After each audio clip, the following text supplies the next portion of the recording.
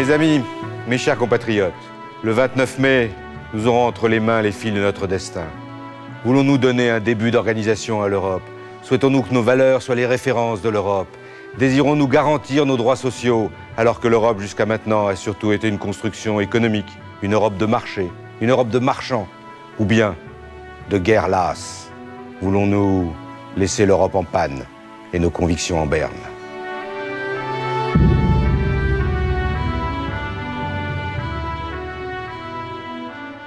Mes amis, mes chers compatriotes, de quoi s'agit-il?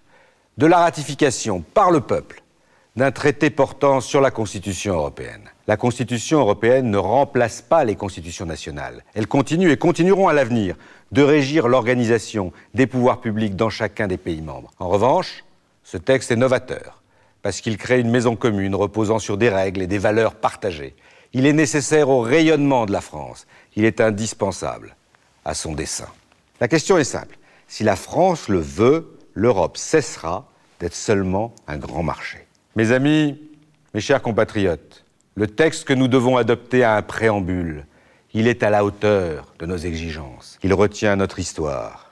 Il déploie pour l'Europe notre culture politique. Il dit, je le cite, « L'Union est fondée sur les valeurs de respect, de la dignité humaine, de la liberté, de la démocratie, d'égalité, de l'état de droit, ainsi que le respect des droits de l'homme, y compris le droit des personnes appartenant à des minorités. » Ainsi, notre devise, liberté, égalité, fraternité, deviendrait les valeurs communes de l'Europe. Le traité est composé de 448 articles. Pourquoi? Parce qu'il parle d'abord de l'organisation de l'Union, c'est la première partie. Il parle ensuite de la Charte des droits fondamentaux, c'est la deuxième partie. Et enfin, parce qu'il reprend tous les textes antérieurs de la construction européenne, c'est la troisième partie. Ainsi, chacun le comprend, seules les deux premières parties sont nouvelles.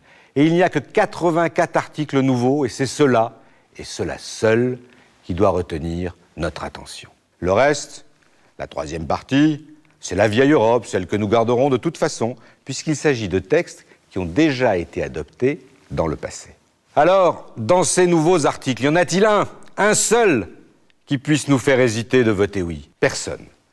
À moins d'être contre l'Europe, ne peut contester que le Parlement européen exerce enfin des fonctions législatives et budgétaires, ainsi que le contrôle politique de l'Union. Personne, à moins de militer pour le seul grand marché dominé par l'hégémonie américaine, ne peut condamner la possibilité que donne ce texte d'avoir une capacité d'action extérieure renforcée, un ministre des Affaires étrangères. N'est-ce pas ce qui manque aujourd'hui à l'Europe et qui l'a conduit à être la dernière roue du carrosse diplomatique mondial? Personne, à moins de préconiser une jungle européenne, ne peut honnêtement récuser le développement d'un espace de liberté, de sécurité et de justice. Face au terrorisme, face à la voyoucratie, comme l'on dit parfois, à l'insécurité, ne doit-on pas adopter des règles européennes communes? Ne faut-il pas non plus une politique commune en matière d'asile, en matière d'immigration? Mes amis, mes chers compatriotes, dans cette Europe aujourd'hui trop libérale, ne laissons pas passer notre chance d'imposer la promotion et la défense des droits sociaux. Ne laissons pas passer notre chance de voir les partenaires sociaux reconnus au niveau européen. Ne laissons pas passer notre chance de voir organiser un sommet annuel entre l'Europe et les partenaires sociaux pour agir ensemble, pour la croissance et pour l'emploi. Mes amis, mes chers compatriotes, vous le comprenez bien, tout ce qui est nouveau est positif. Si nous disons oui, c'est la dynamique positive de nos valeurs, de nos principes qui est en marche. Si nous disons non, nous renonçons à ce qui va dans notre sens.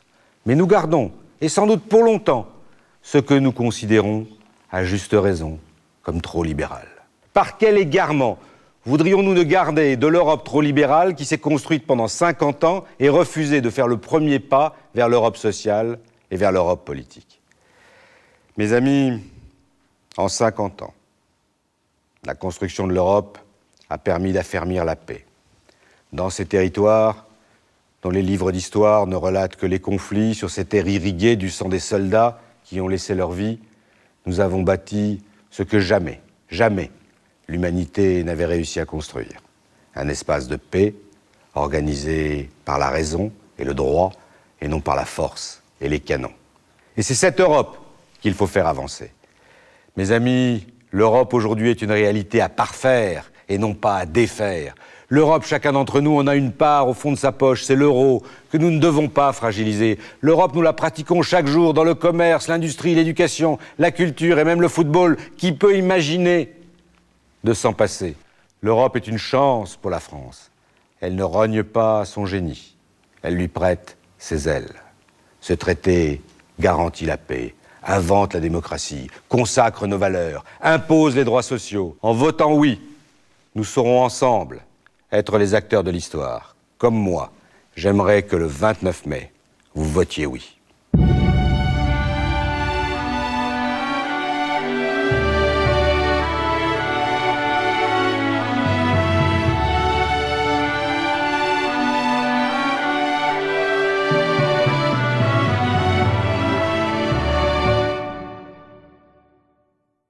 Dans ce débat sur la Constitution européenne, j'ai entendu beaucoup d'arguments erronés. Et ça, je ne peux pas l'accepter. Alors, je vais revenir un instant sur les raisons de voter oui.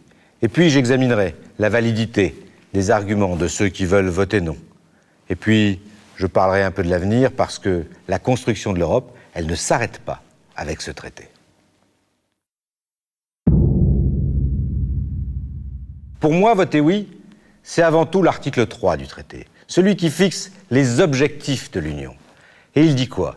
Il dit que les objectifs de l'Union, ce sont le plein emploi, c'est-à-dire un travail pour tous, le plus haut niveau de protection sociale, c'est la lutte contre les discriminations, c'est l'égalité entre les hommes et les femmes, c'est le